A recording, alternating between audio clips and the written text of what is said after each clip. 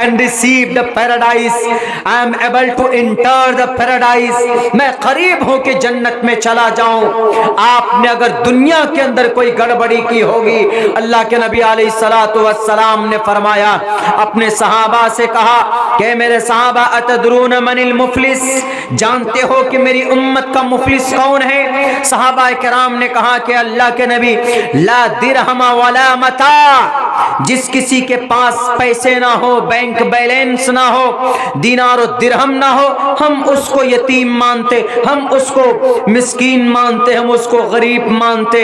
اللہ کے نبی علیہ السلام نے کہا کہ میری قوم کا وہ بندہ یتیم اور مسکین نہیں، میری قوم کا وہ بندہ یتیم اور مسکین ہے جس کے پاس بہت سارے روزے، بہت ساری زکوٰۃ کی نیکیاں اور بہت سارے اور بھی اچھے نیکیوں کے انبار لے کر حاضر ہوگا کل قیامت میں، لیکن اس نے کسی کو گالی دی ہوگی، کسی کی زمین پر ناجائز قبضہ کیا ہوگا، کسی کو برا بھلا کہا ہوگا، کسی کو اپنی زبان سے تکلیف پہنچائی ہوگی، کسی کا مرڈر کیا ہوگا، ناجائز طریقے پر کسی کا چینل خریدا ہوگا، ناجائز طریقے پر مارکیٹ کو لوٹ لیا ہوگا، ناجائز طریقے پر لوگوں کو بے وقوف بنا کر ایئر کنڈیشن روم میں بیٹھ کر ادیوگ پتی لوگوں کو خرید کر این ایف ٹی اور شیئر مارکیٹ کو ڈاؤن اور این ایف ٹی کے اندر میں اپنی واہواہی لوٹی ہوگی، تو اللہ تبارک و تعالیٰ کہے گا اس بندے سے کہ آؤ سامنے کھڑے ہو جاؤ.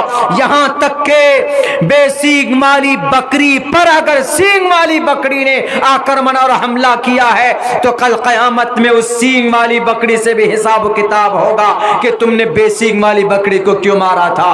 اگر دنیا میں تم ایم ایل اے تھے، دنیا میں تم پرائم منسٹر تھے، تو تم نے گجرات کی دھرتی پر 3200 مسلمانوں کو صرف مسلم کے نام پر ان کو گاجر مولی کے طرح کیوں کاٹا تھا؟ تم سی ایم تھے اس لیے. آج کا بادشاہ کون ہے؟ لمن الملک اليوم، آج کا طاقتور کون ہے؟ تم یا میں؟ آج کی کیبنٹ کس کی ہے؟ آج کا گرہ منتری کون ہے؟ آج کا بادشاہ کون ہے؟ آج کا بادشاہ یہ اللہ ہے. لمن الملک اليوم، سوال کیا جائے گا کون ہے آج کا بادشاہ؟ آواز نہیں آئے گی، رب کہے گا للہ الواحد القہار. آج صرف یہاں کا ایک بادشاہ، یہاں کا پرائم منسٹر ایک ہے، یہاں کا چانکیہ ایک ہے، یہاں کا چیف جسٹس ایک ہے. وہ کون؟ وہ اللہ ہے. تم کون ہو جی؟ انہوں نے میں تو پرائم منسٹر ہوں. تم نے بہت قتل کیے نا، تمہارے کتنی نیکیاں ہیں؟ اللہ کے نبی علیہ السلام فرماتے ہیں ایک ایک نیکیاں انسانوں کی، مسلمانوں کی ایک ایک نیکیاں ان کو دی جائیں گی جن پر انسان نے دنیا میں کسی پر ظلم زیادتی کی ہوگی، یہاں تک کہ اس کے گناہ، ان کے ٹوٹل گناہ اس بندے پر ڈال دیے جائیں گے اور اس کو گھسیٹ کر جنت میں، جہنم میں ڈال دیا جائے گا. اتنا آسان نہیں ہے. یہ سسٹم ہے دنیا کے کسی اور مذہب میں نہیں ہے. ہندو بھائیوں سے پوچھو کہ دنیا میں زندگی میں کیسے زندگی گزاریں، دنیا میں کیسے؟ اگر کوئی کسی کا مال ہڑپ لے تو کیا قانون ہے؟ رگ وید سے پوچھئے، اتھرو وید سے پوچھئے، رامائن سے پوچھئے، مہابھارت سے پوچھئے، وہ کہیں گے کہ ہمارے پاس کوئی قانون نہیں ہے. ہمارے پاس تو یہ ہے کہ جس کا ڈنڈا، جس کی لاٹھی، اس کی بھینس.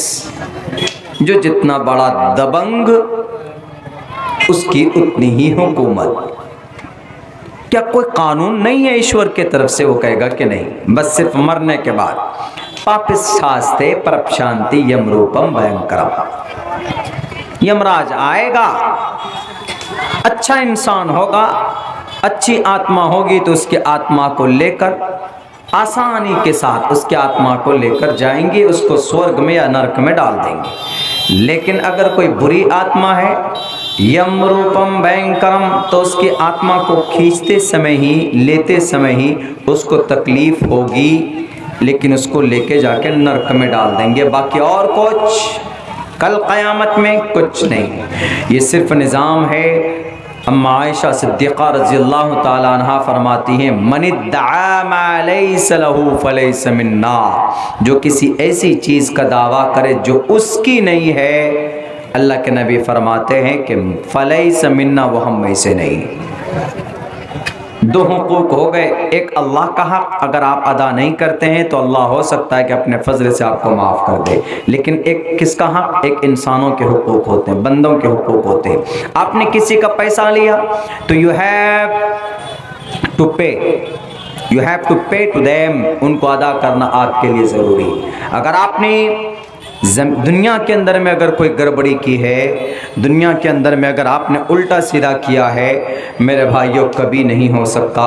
اللہ کے نبی علیہ السلام کے پاس، آپ علیہ السلام کے پاس، بلکہ آپ علیہ السلام کے کچھ پیسے کسی کے پاس تھے، تو جب وہ دیکھا، اللہ کے نبی کو دیکھا کہ اے محمد ابن عبداللہ رکو رکو رکو، تمہارے پیسے میرے پاس ہیں، تم یہیں رکو، کیا تم رکتے ہو یہاں پہ؟ میں لے کر آتا ہوں۔ کہا کہ ہاں ٹھیک ہے۔ اللہ کے نبی وہاں کھڑے رہے، کافی دن، کافی دیر تک کھڑے رہے،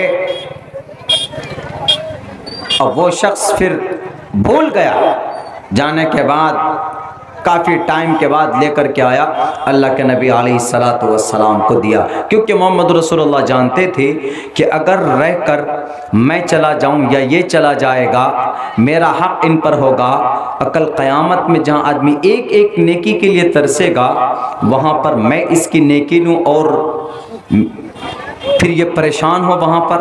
اللہ کے نبی علیہ السلام نے وہ مناسب نہیں سمجھا۔ ہم لوگ اس چیز کی فکر کرتے ہیں، دنیا میں بالکل نہیں کرتے۔ پیسہ کسی کا میرے پاس ہے تو جناب ناجائز طور پر ہڑپ لیتے ہیں، قبضہ کر لیتے ہیں، دیتے بھی نہیں ہیں۔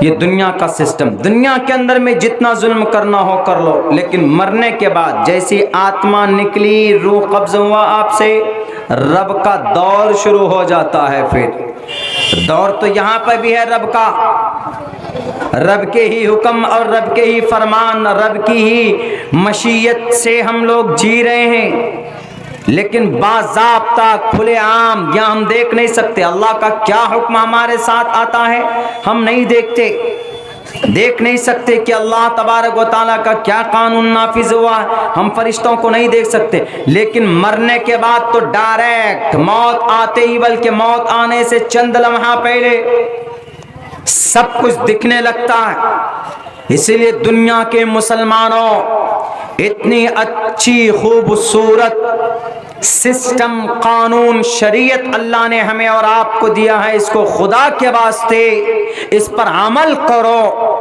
اور حقوق العباد میں کوئی کمی کوتاہی مت کرو۔ کسی کے مال اور کسی کی دولت یا کسی کے زمین کے اوپر ناجائز طریقے پر، ناجائز ڈھنگ سے اس کو وصولنے کی، اس کو لینے کی کوشش مت کرو۔ اگر لیا اور اس کو وصولنے کی کوشش کی، لوٹنے کی کوشش کی، تو آپ کی زندگی میں آپ بچ سکتے ہو، آپ